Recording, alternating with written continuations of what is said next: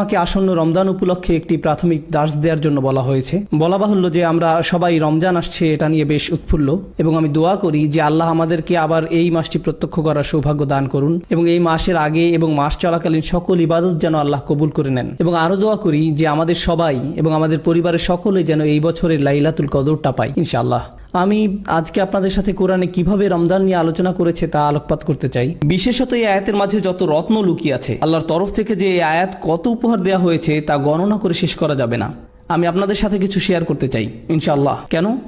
কারণ আমি আপনাদের সবাইকে উৎসাহিত করতে চাই যেন এই রমজান হয় কোরআনের মাস, দুয়ার মাস, আর আপনারা যেন দুইটিকে একসাথে করতে পারেন ইনশাআল্লাহ। আমরা আলোচনা করব কিভাবে আমরা এই দুইটি একসাথে করব। যতবার আপনার সামনে হালাল উপার্জনের পথ আসে অথবা আরো অর্থ উপার্জনের উপায় আসে, সেটা হয়তো ঠিক হালাল নয়, তখন আপনি নিজেকে মনে করিয়ে দেন ওয়ালি তুকাব্বিরুল্লাহ, আল্লাহ এই অর্থ থেকে অনেক বড়, তাই আমি এটা করব না। প্রতিবার আপনি যখন ঘুমে থাকেন আর ফজরের আজান দেয়, শয়তান আপনাকে চেপে শুয়ে রাখতে চায়, শয়তান আপনাকে বলবে আরো 5 মিনিট, তখন আপনি নিজেকে বোঝান 5 মিনিট, আমি এখন প্রথম রাকাত ধরতে পারবো না, কোনো ব্যাপারই না, যখন ইচ্ছা তখনই ঘুম থেকে উঠে যাওয়া আমার জন্য কোনো ব্যাপারই না।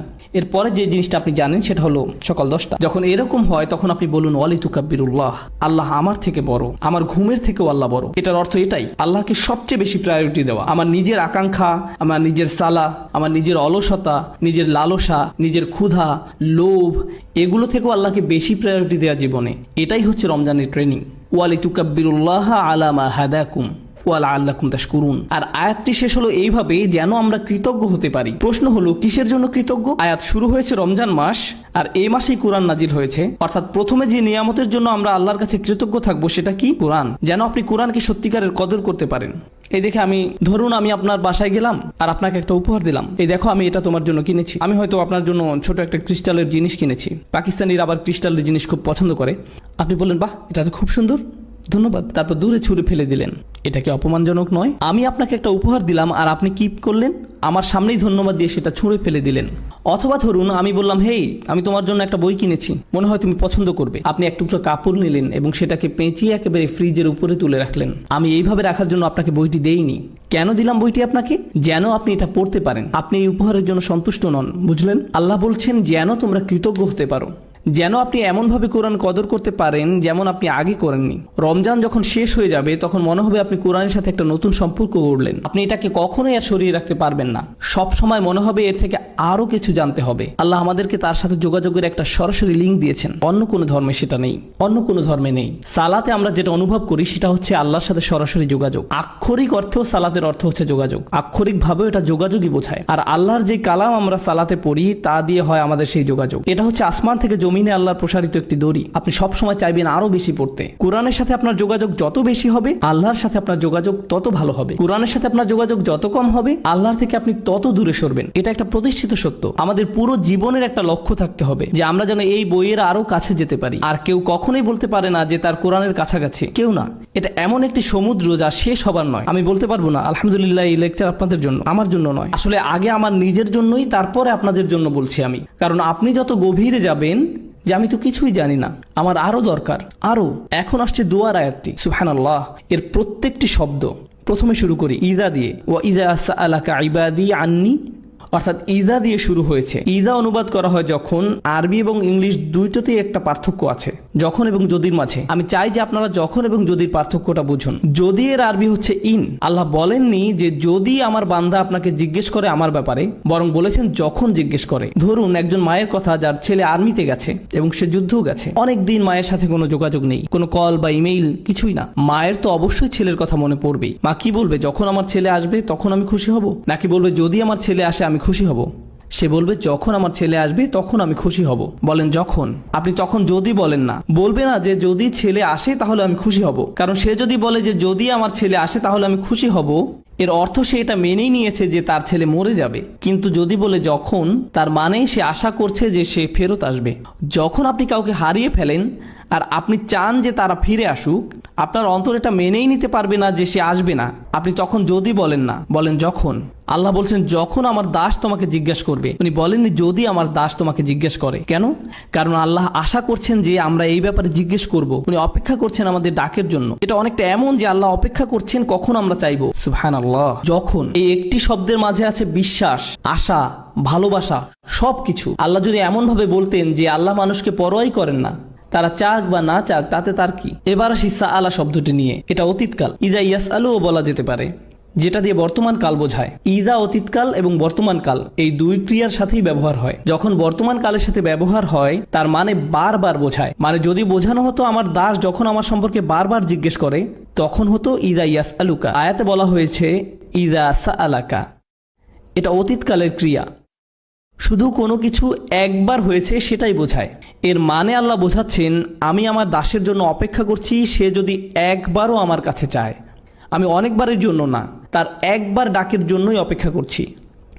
এরপর বলছেন সাআলাকা, তারা আপনাকে, রাসূল সাল্লাল্লাহু আলাইহি সাল্লামকে জিজ্ঞেস করবে। কোনো সাহাবী বলতেন যে আমি আল্লাহ সম্পর্কে আরও জানতে চাই। তো কাকেই জিজ্ঞাসা করবেন? কাকেই জিজ্ঞাসা করবেন? রাসূল সাল্লাল্লাহু আলাইহি সাল্লামকে। এরপর আল্লাহ বলছেন সাআলাকা ইবাদি, বলেননি যে সাআলাকা হাউলা, সাআলাকাল্লাযীনা আমানু, যারা বিশ্বাস করে তারা জিজ্ঞেস করলে, সাআলাকাল মুমিনুন, মুমিন বান্দারা জিজ্ঞেস করলে, সাআলাকাল মুসলিমুন আসহাবুক। তিনি বলছেন ওয়া ইযা সাআলাকা ইবাদি, আমার দাসেরা, আমার দাসেরা। উনি বলেননি যে ইবাদুনা বা ইবাদাল্লাহ, বলেছেন ইবাদি। শেষের এই ই দিয়ে বোঝায় আমার দাস। আল্লাহ কোরআনে সে, আমরা, আমি এগুলো ব্যবহার করেছেন বিভিন্ন সময়।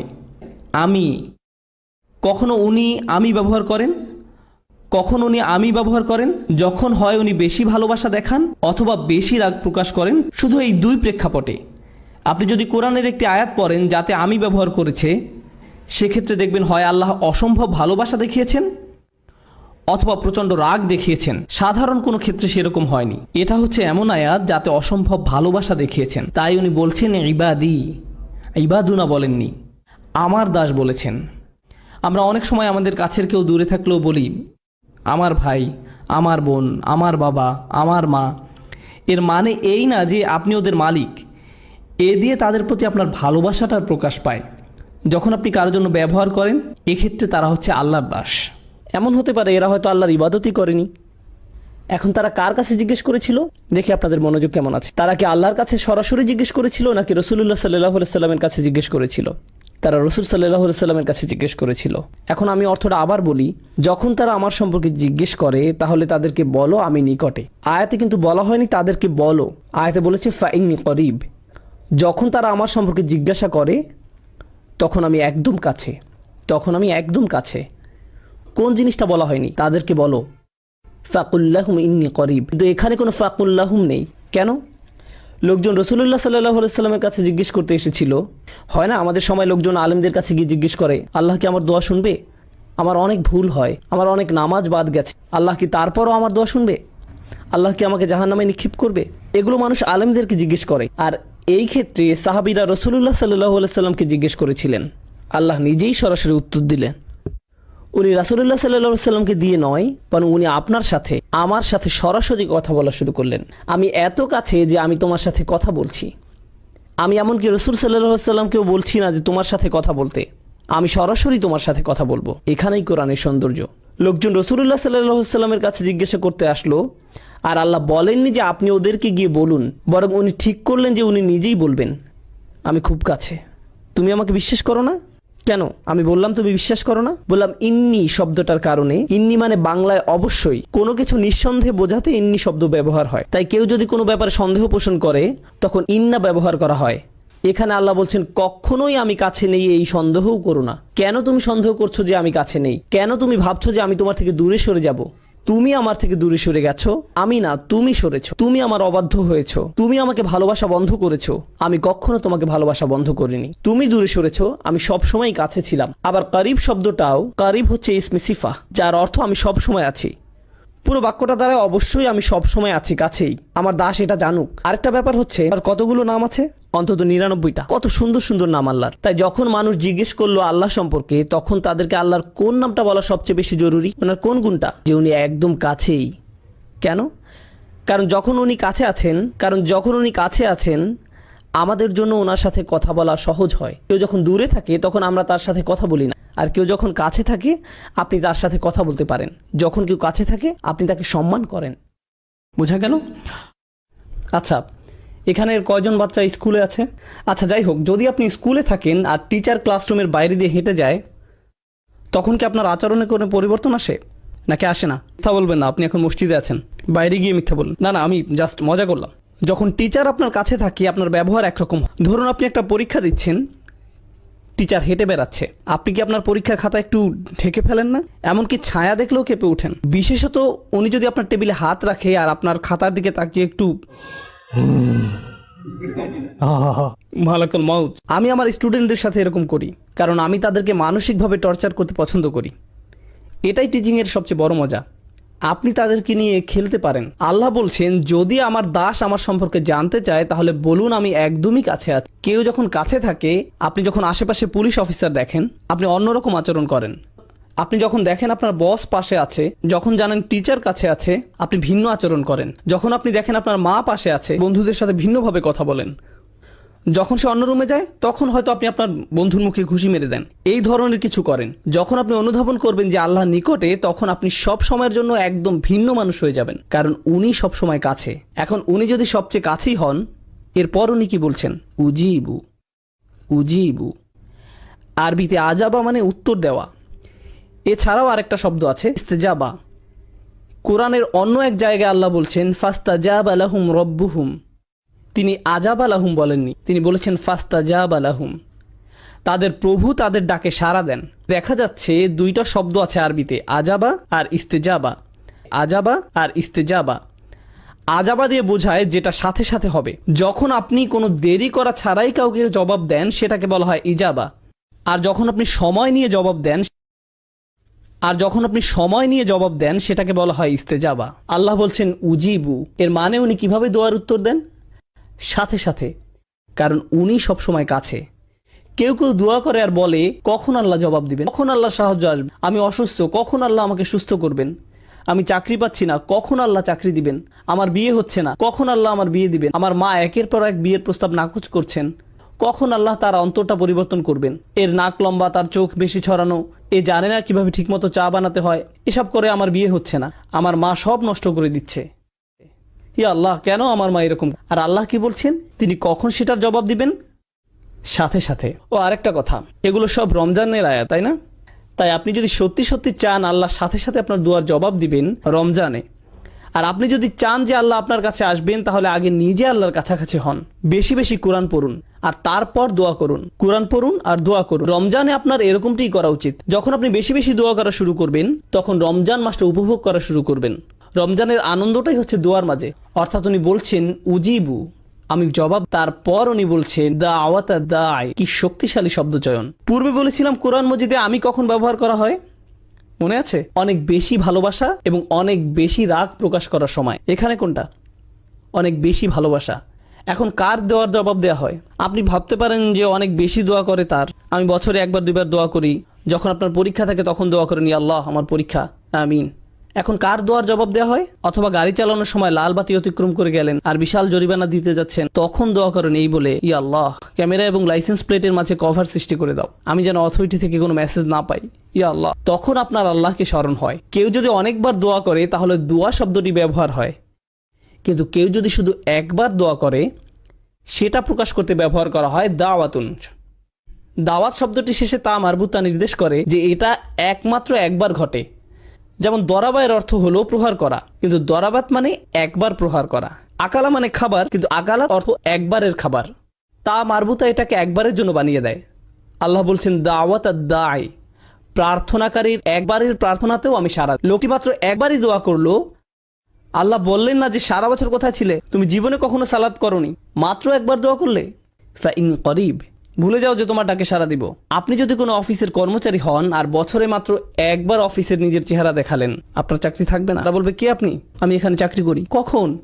আমি গত বছর চাকরি পেয়েছি। বস কি বলবে? হ্যাঁ শিওর, হ্যাঁ এক্ষুনি আপনি শুরু করতে পারেন, আপনার জন্য একটা প্রমোশনের ব্যবস্থা করে দিই। না, এটা হবে না।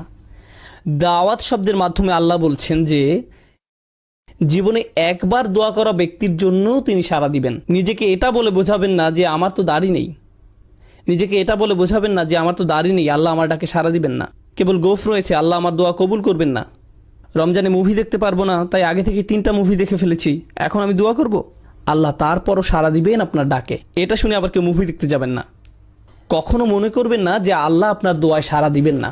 এবার আপনি বলতে পারেন, আচ্ছা লোকটি একটি দোয়াই করেছে, কিন্তু হতে পারে যে সে একজন খুব ভালো মানুষ, হতে পারে যে সে একজন সালেহ, একজন মুমিন হতে পারে, তার অনেক তাকওয়া আছে, কিংবা তার ইলম বেশি। এও হতে পারে যে সে তওবা করেছে। উজিবুদ্দাওয়াত আদ-দাঈ, আমি তার আহ্বানে সাড়া দেই যে তওবা করে। আল্লাহ তা বলেননি। তিনি বলেছেন আমি সেই মানুষটিকে সাড়া দেই, দাওয়া তার একটি দোয়াতেই সাড়া দেই। আর দা, যে ডেকেছে। এই মানুষটির উদাহরণ কিরূপ? সে কি করেছে? সে ডেকেছে। অন্য কথায় আল্লাহ কি তার কাছ থেকে অন্য কোনো গুণ আশা করেছেন? তিনি কি বলেছেন দাওয়াতুল মুসাল্লি, দাওয়াতুল মুত্তাকি, দাওয়াতুল মুমিন? না, তিনি বলেননি যে আপনার তাকওয়া থাকতে হবে, আপনার ঈমান থাকতে হবে, বলেননি আপনার ইলম থাকতে হবে। এই দোয়ায় বলেননি। কেন? কারণ আল্লাহ এখানে সেই সব মানুষের সাথে কথা বলছেন যারা আল্লাহ থেকে বহু দূরে চলে গেছে, এবং তিনি প্রথমেই তাদের বলছেন যে দেখো আমি কাছেই আছি। এরপর তিনি তাদের বলেন দেখো আমি জানি এই একটি দোয়া ছাড়া তোমাদের কাছে এই মুহূর্তে আর কিছুই নেই। ঠিক আছে, দাও আমাকে এই একটি দোয়াই দাও। যদিও তুমি একজন দায়ী, শুধুই একজন আহ্বানকারী, তোমার জন্য আমার কাছে আর কোনো বিবরণ নেই। আমি তোমাকে এখনো পর্যন্ত একজন সালেহ ডাকতে পারি না, মুসলিম ডাকতে পারি না, মুমিন ডাকতে পারি না, আমি তোমাকে কিছুই ডাকতে পারি না। আমি শুধু তোমাকে ডেকেছি একজন দায়ী হিসাবে, একজন আহ্বানকারী। সুবহানাল্লাহ, সেটি কোনো যোগ্যতাই নয়। আরও আগানোর আগে বলে রাখি, আমি বলেছিলাম কখনো একজন বসের 500 জন কর্মচারী থাকে, সে কি তাদের সকলের নাম জানে? না। বিশেষ করে সেই কর্মচারীকে যে তাকে পুরো জীবনে মাত্র একটি ইমেইল করেছে, একটি ইমেইল, কিভাবে সে তাকে মনে রাখবে? কর্মচারীটি যদি তাকে টেক্সট মেসেজ পাঠায়, সে জানবে না নাম্বারটি কোথা থেকে এসেছে। আল্লাহ বলেননি উজিবুদ্দাওয়াত আদ-দাঈন, তিনি বলেছেন উজিবুদ্দাওয়াত আদ-দাঈ। এই শব্দটির মধ্যে থাকা আলিফলাম তাকে মারিফা বানিয়ে দেয়, অর্থাৎ যথাযথ এবং নির্দিষ্ট করে দেয়। অন্যভাবে বলা যায়, যে কেউ আল্লাহকে ডাকে, আল্লাহ বলেন না যে কোনো একজন শুধুই ডেকেছে, তিনি বলেন সেই জন আমাকে ডেকেছে, সেই নির্দিষ্ট মানুষটি। আপনি আল্লাহর কাছে নির্দিষ্ট, তিনি আপনাকে বিশেষভাবে ব্যক্তিগতভাবে চিনেন। কোনো ডাক্তার আপনার নাম মনে রাখতে পারবে না যদি তাকে দিনে 100টা রোগী দেখতে হয়। সে এভাবে বলে চেষ্টা করবে, মুহাম্মদ কেমন আছো, চলে এসো। সবাই মোহাম্মদ, অন্তত সম্ভাবনা তো আছে। সে আপনাকে নামে চিনতে পারবে না। আপনি জানেন আমি মানুষের সাথে মিশি, অল্লাহে আমি তাদের সাথে মিশি। তখন আমি বলটা মরেছিলাম। একজন বয়স্ক ব্যক্তি আমার কাছে এলেন, বললেন বেটা কেমন আছো? আমার মনে পড়ে তুমি খুব ছোট ছিলে, তখন মসজিদের ভিতর ছোটাছুটি করতে। আমি তখন মনে মনে ভাবছি, হায় আমি তো টেক্সাসে থেকে, কিন্তু মুখে বললাম জি আমার মনে আছে। আমি কথা চালিয়ে গেলাম। আল্লাহ আজ্জা ওয়া জাল্লা নির্দিষ্ট রূপ পর্যন্ত চিনেন। আপনি হয়তো বলবেন কোম্পানির সিইও কিভাবে আমার নাম জানবে? আমি তো শুধুই একজন নিরাপত্তা কর্মী। তার অবস্থান কত উঁচুতে আর আমি কত নিচু পর্যায়ে। কিভাবে একজন প্রেসিডেন্ট তার দেশের একজন অধিবাসীকে চিনবে? কিভাবে এটি সম্ভব? আপনারা সবাই যদি আমার কাছে এসে নিজেদের নাম বলেন, আমার কি মনে থাকবে? আমি জানি না, সত্যি আমি জানি না। কারো কাছে যদি আমার ফোন নাম্বার থাকে, প্লিজ কেউ ফোন নাম্বার নেবেন না, কিন্তু যদি থেকে থাকে, যদি আমাকে একটা SMS পাঠান আর আমার কাছে নাম্বারটি সেভ করা নেই, আমি কি জানবো এটা কে পাঠিয়েছে? আমি জানবো না কে পাঠিয়েছে। যখন আপনি আল্লাহকে ডাকেন, আল্লাহ বিশেষভাবে আপনাকে জানেন এবং তিনি তৎক্ষণাৎ আপনাকে সাড়া দিতে চান। তিনি আপনার সাথে তখনই নতুন সম্পর্ক শুরু করতে চান। গতকাল যা হয়েছে তা হয়ে গেছে, আজ থেকে শুরু করুন। আপনি আজই মুসলিম হয়ে উঠুন, আজ থেকেই আল্লাহকে ডাকতে থাকুন। উজিবু দাওয়াত আদ-দাঈ। এবার যে প্রশ্নটি আপনাদের আগে করেছিলাম, যে সমস্যাটি আপনাদের দিয়েছিলাম, সেটা ছিল যে ধরুন আপনি একজন গুরুত্বপূর্ণ মানুষের সাথে দেখা করতে চান, সেটি কার শিডিউল হবে? আপনার নাকি গুরুত্বপূর্ণ ব্যক্তির? গুরুত্বপূর্ণ ব্যক্তিটির। শিক্ষামন্ত্রীর সাথে দেখা করতে চাইলে আপনি তার মন্ত্রণালয়ে হেঁটে গিয়ে তাকে বলবেন না যে হেই চলুন আপনার সাথে আমার 1 মিনিট কথা আছে। আমি ডিসিতে গিয়ে বলবো না যে ওবামার সাথে আমার পিৎজার স্লাইস খাওয়া প্রয়োজন। আপনি এমনি এমনি প্রেসিডেন্টের কাছে যেতে পারবেন না। আপনি যদি একজন কর্মচারী হন, যেমন কেউ যদি আগে মাইক্রোসফটে কাজ করতো যখন বিল গেটস ছিল, আপনি বলবেন হেই বিল আমার সাথে পিৎজা খাবে? আপনি সেটা করবেন না। আপনার জন্য তার সময় নেই। আল্লাহকে ডাকার ভালো সময় কোনটি? মানুষ বলে কোন সময়টি আল্লাহর কাছে দোয়া করার জন্য উত্তম, তাই বলে। আর অবশ্যই আমরা রমজান নিয়ে কথা বলছি। তিনি কি বলেন এই ব্যাপারে? তিনি বলেন উজিবু দাওয়াত দাঈ ইজা, যে কোনো সময়, যে কোনো সময়, দাআনি, যখনই সে ডেকেছে, যখনই তুমি আমাকে ডাকবে তখনই আমি তোমাকে সাড়া দিব। সকালে ডাকো আমি সাড়া দিব, বিকেলে ডাকো আমি সাড়া দিব, ঘুমোতে যাওয়ার আগে ডাকো আমি সাড়া দিব। সুবহানাল্লাহ। সম্পূর্ণ আয়াত নয়, এটি আয়াতের প্রথম অংশ। আমি তোমাকে সাড়া দিব যখনই তুমি আমাকে ডাকবে। এটি আল্লাহর আহ্বান। এটা কিভাবে হয় যে আমরা এই আহ্বানকে উপেক্ষা করে যাই? কিভাবে একজন মানুষ আল্লাহর বাণী শুনে দোয়া না করে থাকতে পারে? আমি বুঝতে পারি না। তারপর তিনি বলেন, এতক্ষণে আমি তোমাকে আহ্বান করলাম, আমার আহ্বান হলো আমি তোমার কাছেই আছি, আমি যে কোনো সময় তোমার ডাক শুনতে প্রস্তুত। যদিও তুমি একবার দোয়া করো, তারপরও আমি তোমার কথা শুনবো। দোয়া ছাড়া তোমার আর কোনো ইসলামিক গুণ না থাকলেও আমি তা। তবে তোমার কি করা উচিত? আল্লাহ আপনার জন্য এত সব করছেন, আপনি তার জন্য কি করবেন? তিনি বলেন ফালিয়াস্তাজিবু লি। আগে 2টা শব্দের কথা বলেছিলাম, আজাবা আর ইস্তেজাবা মানে হলো উত্তর দেওয়ার চেষ্টা করা। কেউ আমাকে বললো, ভাই আপনার সাথে লাঞ্চ করতে চাই, আমি বলবো আমি সময় বের করতে চেষ্টা করব। আমি জানি না আমি এটা পারবো কিনা। চেষ্টা করার মানে আপনি সফল হতেও পারেন, আবার ব্যর্থও হতে পারেন। আল্লাহ বলেন ফালিয়াস্তাজিবু লি, তাদের অন্তত আমাকে সাড়া দেওয়ার চেষ্টা করা উচিত। তোমরা আমার কাছে কিছু জিনিস চাইছো, আল্লাহ বলেন তোমরা আমার কাছে ভালো চাকরি চাইছো, স্বাস্থ্য কামনা করছো, তোমাদের সন্তানদের নিরাপদে রাখতে বলছো, তোমাদের বাবা মায়ের জন্য আমার কাছে চাইছো, একটা বাড়ি চাইছো, তোমরা আমার কাছে সব কিছু চাইছো। আমিও তোমাদের কাছে কিছু আশা করছি। আমার চাওয়া বিষয়গুলোর ব্যাপারে তোমরা কি করবে? ফালিয়াস্তাজিবু লি, তাদের উচিত আমার ডাকে সাড়া দেয়া, তাদের উচিত আমাকে সাড়া দেয়া। এখন ব্যাপারটি হলো ফাতিহায়, সূরাতুল ফাতিহা, আমরা আল্লাহর কাছে কি চাই কেউ জানেন? আমরা চাই পথ প্রদর্শন, কিন্তু আল্লাহ আমাদের কাছে কি চান? ইবাদা। ইয়াকা নাবুদু ওয়া ইয়াকা নাস্তাইন। নাস্তাইন মানে আমরা সাহায্য চাই, কিন্তু আল্লাহর কাছে কিছু চাইবার আগে আমরা তার জন্য কি করব। আমরা তার জন্য কি করব? ইয়াকা নাবুদু, তিনি আমাদের জন্য কি করবেন? ইস্তিআনা, তিনি আমাদের সাহায্য করবেন। তাহলে আপনি আল্লাহর জন্য কি করবেন সেটা প্রথমে আসা উচিত, আর দ্বিতীয়ত আসবে আপনি নিজের জন্য যা চান। কিন্তু রমজানের এই আয়াতগুলোতে তিনি বলেন আমি তোমাকে সাড়া দিব যখনই তুমি আমাকে ডাকবে। এরপরে তিনি বলেন তোমার উচিত আমাকে সাড়া দেয়া। তিনি বলেননি আমাকে সাড়া দিলে পরে আমি তোমাকে সাড়া দিব। সুবহানাল্লাহ। এমনকি তিনি নিজেকে দ্বিতীয় পজিশনে রেখেছেন, এবং এই আয়াতে প্রথমে রেখেছেন আপনাকে আর আমাকে, তিনি নিজেকে রেখেছেন দ্বিতীয় পজিশনে। ফালিয়াস্তাজিবু লি, তাদের উচিত আমার প্রতি সাড়া দেয়া, খাঁটে ঈমান আনা, আমাকে প্রকৃত রূপে বিশ্বাস করা তাদের উচিত। লাআল্লাহুম ইয়ারশুদুন, যাতে তারা সরল পথে পরিচালিত হতে পারে, তারা যেন নিজেদের বদলে নিতে পারে। সুবহানাল্লাহ। রমজানের এই কিছু আয়াত আপনাকে পরিবর্তন করে দিতে পারে, রমজান সম্পর্কে আপনার দৃষ্টিভঙ্গি সম্পূর্ণ বদলে দিতে পারে। আমরা যদি এই কয়েকটি আয়াতই শুধু অনুধাবন করি, এদের প্রতিফলন ঘটাই, তবে কোরআনের সাথে, দোয়ার সাথে, আল্লাহর সাথে আপনার যে সম্পর্ক তৈরি হবে তা রমজানের পরবর্তীকালীন সময়ের জন্যও সম্পন্ন হয়ে যাবে। এই সকল জিনিস আপনার অন্তরে গেঁথে দিতে হবে। আলোচনার শেষে আমি আপনাদেরকে কিছু বাস্তব পরামর্শ দিতে চাই। এখন আমি কিছু বাস্তব চিত্র তুলে ধরতে চাই, যে জিনিসগুলো আপনাদেরকে খুঁজে বের করতে হবে। রমজান মাস থেকে আমরা আসলে কি পেতে চাই, রমজান মাস থেকে আমরা আসলে যেটা পেতে চাই। রোজা রাখার উদ্দেশ্য হচ্ছে তাকওয়া অর্জন করা, আর রমজান মাসের উদ্দেশ্য হচ্ছে তিনটি। 30 দিনের ট্রেনিং শেষ করা, আল্লাহর মহত্ব ঘোষণা করা, আল্লাহর কৃতজ্ঞতা প্রকাশ করা। ওয়ালিতুকাব্বিরুল্লাহ আলা মা হাদাকুম ওয়ালিতুকমিলুল ইদ্দাহ ওয়ালিতুকাব্বিরুল্লাহ আলা মা হাদাকুম কুম তাশকুরুন। রমজানের 3টি গোল। এখন আমি আপনাদেরকে বলি তাকওয়ার পথে মূল বাধা কি হতে পারে। আপনারা যেখানে বাস করছেন, যেমন কাতার, দুবাই, খালিজ, আরব বিশ্ব বা মুসলিম বিশ্বের মাঝে, আপনার জন্য, আপনার সন্তানের জন্য সবচেয়ে ভয়ের ব্যাপার হচ্ছে বস্তুবাদ।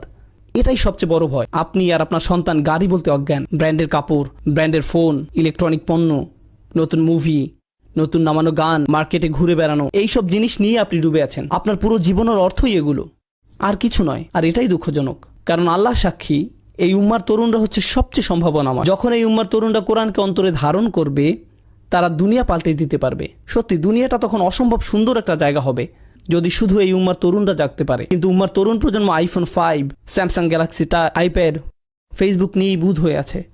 এই জিনিসগুলোই খুব ভালো কাজেও ব্যবহার করা যায়, কিন্তু মনে রাখতে হবে এই জিনিসগুলো এক একটা অভিশাপে পরিণত হতে পারে। তলোয়ার শত্রুর দিকে তাক করে রাখলে সেটা ভালো, কিন্তু নিজের দিকে তাক করে রাখা খারাপ। এটা একদম সত্যি। এই জিনিসগুলো খুবই ভালো জিনিস। আমি কতবার ফেসবুক ব্যবহার করেছি জানেন? একবারও না। হ্যাঁ, সেখানে আমার ছবি আছে, আমার উক্তিও হয়তো আছে, কিন্তু আমি নিজে কখনো সেটা ব্যবহার করিনি। মাঝে মাঝে কেউ বলে, ব্রাদার আপনি কখনো টুইটারে জবাব দেন না। আমি বলি আমি সুন্নাহ পালন করার চেষ্টা করি যাতে মানুষের উপকারে আসে এমন কিছু বলতে, কিন্তু মানুষের সাথে অনলাইনে কথোপকথনে জড়াই না। আমাদের আরো গুরুত্বপূর্ণ কথোপকথন আছে আল্লাহর সাথে। আসলে কি আপনারা এত কথা চালাচালি করার সময় আছে? এত সময় কোথা থেকে আসে যে একটা ইউটিউবে ভিডিও নিজে সব কমেন্ট পড়ে বসে আছেন? কোথায় পান এত সময়? আমি অবাক হয়ে যাই। তাই আমাদের নিজেদেরকে আগে এসব থেকে বের হয়ে আসতে হবে। বিশেষত রমজানের সময় আমাদের যত সম্ভব এসব গ্যাজেট থেকে দূরে থাকতে হবে। আপনার ফোনের গেমস অ্যাপসগুলো মুছে ফেলুন। রমজানের সেগুলো মোবাইল থেকে সরিয়ে ফেলুন। আপনি হয়তো বলবেন ঠিক আছে আমি পরে আবার ডাউনলোড করব, তাও করুন। বোনেরা এখনই ফেসবুক থেকে বের হন। আমি দেখছি না, কিন্তু যাই হোক বের হন ফেসবুক থেকে। আপনাদের ডিভাইস থেকে নিজেকে দূরে রাখুন। এটা আপনাকে করতেই হবে। বস্তুবাদ আমাদেরকে ধ্বংস করে ফেলেছে, আর আমি বলছি যে এর থেকে পরিত্রাণ পাওয়ার সহজ উপায় হলো আল্লাহর কালামটা বোঝা, একদম নিজের মাঝে আল্লাহর কালামকে বোঝা। আপনি যতই নিজের সাথে আল্লাহর কালাম বোঝা শুরু করবেন, আপনি ততই আর বস্তুবাদে আগ্রহী থাকবেন না। তা দিয়ে তখন আর আপনার আত্মার ক্ষুধা মিটবে না। আপনি শূন্যতা অনুভব করবেন। খালি কোরআন থেকে আনন্দ পাওয়ার চেষ্টা করুন, যেটা আগে করেননি। আপনি যখন কোরআন পড়েন তখন আপনি আল্লাহর সাথে কথা বলেন, তাই না? আর বেশি কি চাই আমরা? এখন আপনাদেরকে বিশেষভাবে কিছু বাস্তব পরামর্শ দিব, যদিও বস্তুবাদের এই সমস্যা সর্বত্রই, কিন্তু আমি খেয়াল করেছি মার্কেটে বা এই ধরনের জায়গায় সবাই পঙ্গপালের মতো ছুটছে। আমি তাদের উপর রাগ করি না। আমার যেটা মনে হয় সেটা হলো তাদের হাতে কোরআন তুলে দেয়নি। আমার যেটা মনে হয় সেটা হলো আমরা তাদের হাতে কোরআন তুলে দেইনি, আমরা খুশি হবার মতো কিছু তাদের হাতে তুলে দেইনি। এটা আমাদের দোষ। এখন আসছি শেষ অংশে, বিশেষত দর্শক সারির অভিভাবকদের জন্য কিভাবে আপনি আপনার রমজানকে ভালোভাবে কাজে লাগাতে পারেন সেটার কিছু টিপস।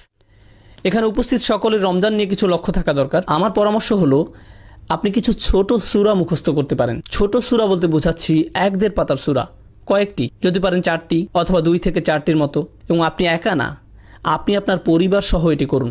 আপনার সন্তানরা করুন, স্ত্রী করুক, স্বামী করুক, যে আগে করবে সে 200 রিয়াল পাবে। এখন দেখা যাবে বাবাই সবার আগে করে ফেলবে, কিন্তু যাই হোক করুন, কোরআন মুখস্থ করুন পরিবার হিসাবে। এটিকে একটি পারিবারিক প্রজেক্ট বানিয়ে ফেল, যে চলো আমরা সবাই সূরাটা মুখস্থ করি। এই যে পুরো পরিবার মিলে আল্লাহর কালামের কাছে আসার প্রক্রিয়া, এটা একটা অসাধারণ ব্যাপার। আমার পরামর্শ হচ্ছে মুসাব্বিহাত, এগুলো মুখস্থ করতে পারেন। আপনি হয়তো সূরা জুমআ, মুনাফিকুন, তাগাবুন, এই সূরাগুলো, অন্ততপক্ষে এই 3টি সূরা অসাধারণ সূরা এবং ঈমান বাড়ানোর জন্য খুবই সহায়ক। পরে যেই কাজটি করবেন রমজানে, আমার পরামর্শ যেই সূরাগুলো মুখস্থ করলেন সেগুলোর দার্স শোনা। আপনি আপনার পরিবার সহ এটি করুন, ওই সূরাগুলোর উপর লেকচার এবং ব্যাখ্যা শোনা। আমি যেই সূরাগুলো আপনাদেরকে বললাম সেগুলোর সূরা 62, 63 এবং 64, এগুলো সূরার ক্রম নাম্বার। আমি এই সূরাগুলো একটি বিশেষ কারণে বেছেছি, কারণ এই সূরাগুলো সেই মুসলিম উম্মাহ সম্পর্কে যারা তাদের ঈমান হারাচ্ছে, এবং এই সূরাগুলোর মধ্যে দিয়ে আল্লাহ ঈমান আবার পুনর্নির্মাণ করছেন। এই সূরাগুলোর আলোচ্য তাই, যখন একটা উম্মার ঈমান দুর্বল হচ্ছে, আল্লাহ সেটিকে আবার শক্ত করছেন আর মুনাফিকের হাত থেকে রক্ষা করছেন, আর তিনি তাদের ঈমানের আসল ফল দেখাচ্ছেন। এই কারণে এই সূরাগুলো সুন্দর আর মুখস্থ করাও সহজ। সূরাগুলোর নাম কি বলুন তো, দেখি আপনাদের মনোযোগ কেমন। 62, 63 আর 64। আমি বলছি না যে রমজানে আপনি আর অন্য কোনো পড়াশোনা করবেন না, যেমন আমি ব্যক্তিগতভাবে আরবি ভাষা শিক্ষার ভক্ত, কিন্তু সেগুলো ঠিক স্পিরিচুয়াল পড়াশোনা বলা যায় না। ওগুলো হচ্ছে উলুমুল আলিয়া, একটা প্রক্রিয়া আরও উচ্চতর জ্ঞান লাভের জন্য। রমজানে আপনি এই ধরনের একাডেমিক পড়াশোনাগুলো দূরে সরিয়ে রাখতে পারেন। সেই জিনিসের উপর আপনার সবচেয়ে বেশি মনোযোগ থাকবে, তাহলে এমন কিছু যা আপনাকে আল্লাহর কাছে নিয়ে যাবে সরাসরি। সাথে সাথে তাফসির স্টাডি করুন। তাই আপনি যদি আরবি ভাষার ছাত্র হয়ে থাকেন, রমজানে আপনি আরবি না পড়ে কোরআন পড়ুন। আচ্ছা, আমি একটি প্রজেক্টে কাজ করছি, যাতে আমি আসলে আমার পুরো সময় লাগিয়ে দিচ্ছি এই মুহূর্তে। আর এই প্রজেক্টের লক্ষ্য হলো শুধু 2টি। আমি বিশ্বাস করি দুনিয়াতে যত মুসলিম আছে, অন্ততপক্ষে যারা ইংলিশ বুঝতে পারে এবং বলতে পারে, তাদের কোরআনের ভাষা শিখার একটা জায়গা থাকা দরকার। শুধু প্রাথমিক লেভেলেই নয়, খুব অ্যাডভান্স লেভেলের। এটা আমার লক্ষ্য এবং বিশ্বাস। এটা আমার বিশ্বাস যে প্রতিটা মুসলিমের কাছে তা পৌঁছাবে। আর দ্বিতীয়ত হচ্ছে, প্রত্যেক মুসলিমের কোরআনের ব্যাখ্যা শোনার একটা সুযোগ থাকা দরকার। আমি কি বললাম? শোনা, পড়া নয়। আমি কি বললাম? শোনা। কেন শোনাটা গুরুত্বপূর্ণ? কারণ আপনি যখন কিছু শোনেন সেটা মনে থাকে বেশি, আর যখন আপনি কিছু পড়েন কি হয়, আপনি ভুলে যান। 10 বছর আগেও আমি যেই লেকচারটা শুনেছিলাম সেটা আমার এখনো মনে আছে, কিন্তু 10 বছর আগে পড়া কোনো আর্টিকেল আমার মনে নেই। এমনকি আজকে সকালে যে আর্টিকেলটি পড়েছি সেটাও আমার মনে নেই, কিন্তু লেকচার আমার মনে আছে। কোরআন যখন লেকচার আকারে দেওয়া হয় তখন কি হয়, আপনার মনে থাকে। আজকে বাড়িতে যাবার পর যখন আপনি রোজার আয়াতগুলো পড়বেন, তখন আমি যা বলেছি তার অনেক কিছুই আপনার মনে পড়বে, কারণ আপনি শুনেছেন। আমি যদি আমার লেকচার একটা প্রিন্ট আউট দিয়ে পড়তে বলি, তাহলে কি হবে? আপনার মনে থাকবে না। যদি আমরা চাই যে উম্মাহ কোরআনের কাছাকাছি আসুক, তাহলে আমাদেরকে কোরআনের ব্যাখ্যাটা তাদেরকে অডিও ভিডিও আকারে মানুষের কাছে পৌঁছাতে হবে, যেন মানুষ শুনতে পারে এবং মনে রাখে। এটা একটা মিশন, এবং এটা অবশ্যই মিশন হবার দাবি রাখে। আলহামদুলিল্লাহ, এই মিশনের প্রথম ধাপটা শেষ হয়ে গেছে। কোরআনের একদম প্রাথমিক তাফসিরের প্রজেক্টটা শুরু করেছিলাম, বলা যায়, যেখানে কোরআনের অনুবাদের সাথে সহজ ভাষায় তার ব্যাখ্যা করা হবে, যাতে পুরো পরিবার একসাথে বসে আল্লাহর কালাম শুনতে পারে এবং কিছু শিখতে পারে। এটার নাম হচ্ছে কভার টু কভার প্রজেক্ট। এটা শেষ হয়েছে আলহামদুলিল্লাহ, এবং অনলাইনে পোস্ট করা হয়েছে। আমি আপনাদেরকে বলেছি সূরা নাম্বার 62, 63 আর 64 মুখস্থ করতে। এরপর আমি যেটা চাই সেটা হচ্ছে আপনারা ওয়েবসাইটে যান এবং এই 3টি সূরার দুরূদ শুনুন। এই সূরাগুলো লেকচারগুলো আছে ওয়েবসাইটে, 2, 3, 4 বার শুনুন। 2, 3, 4 বার শুনুন, যতক্ষণ না এই সূরার বার্তাগুলো আপনার মাথার ভিতরে গেঁথে যাচ্ছে। এরপর যখন আপনি নামাজে দাঁড়াবেন আর ওই সূরাগুলো পড়বেন, আপনি বলা যায় প্রকৃত অর্থে আল্লাহর সাথে যোগাযোগ স্থাপন করবেন। কারণ আপনি আয়াত মুখস্থই শুধু করেননি, আপনি জানেন এর অর্থ কি, নিজের পক্ষে কি অর্থ বোঝাচ্ছে তার কিছুটা হলেও আপনার এবং আপনার পরিবারের মাঝে থাকবে। তাই যখন আপনি বাসায় আছেন, কোনো কারণে হয়তো মসজিদে আসতে পারেননি, আর বাসায় আপনি সালাতে ইমামতি করছেন, আর আপনি তখন ওই সূরাটি তেলাওয়াত করছেন, আপনার পুরো পরিবার বুঝতে পারবে, আপনার পুরো পরিবার খুশুর সহিত নামাজ পড়বে। ওই ওয়েবসাইটের লিঙ্কটা হচ্ছে bayyinah.tv। বানান না পড়লে আমি বলে দিচ্ছি, আপনারা ফোন বের করে লিখে রাখুন। আমি জানি আপনাদের সেলফোন আছে, মজা করবেন না। এটা শেষ হওয়ার পর আমি বিয়ে নিয়ে কথা বলবো। না আমি বলবো না, ওই ওই লোকটা মাত্র জেগে উঠলো। বিয়ে, সুবহানাল্লাহ। আপনাকে ধরে ফেলে। যাই হোক, ওয়েবসাইটের নাম হলো bayyinah.tv। আপনি সূরা জুমআ, তাগাবুন আর মুনাফিকুন এর দুরুস ওখান থেকে শুনতে পারবেন। আশা করি আপনারা উপকৃত হবেন আল্লাহর ইচ্ছায়। আশা করি আপনারা রমজান বিষয়ক আজকের আলোচনায় উপকৃত হয়েছেন। আমি দোয়া করি যে আল্লাহ আমাদের সবার রমজান কবুল করুক। দোয়া করবেন যেন আমি ঠিকমতো আমার জায়গায় ফিরে যেতে পারি। বারাকাল্লাহু লি ওয়া লাকুম।